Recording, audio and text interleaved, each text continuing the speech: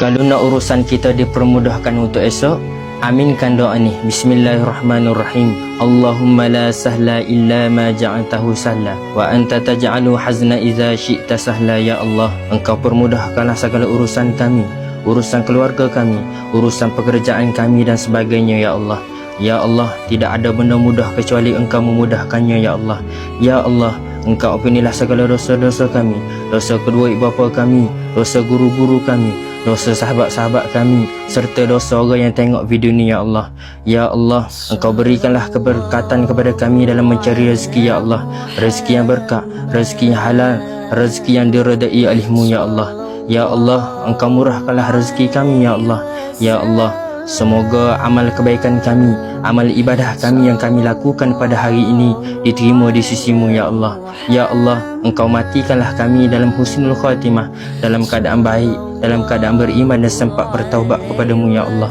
ya Allah, jadikanlah hari ini lebih baik dari semalam dan esok merupakan hari yang terbaik bagi kami. Ya Allah, Rabbana atina fid dunya hasanah wa fil akhirati hasanah wa qina azabannar walhamdulillahi rabbil alamin.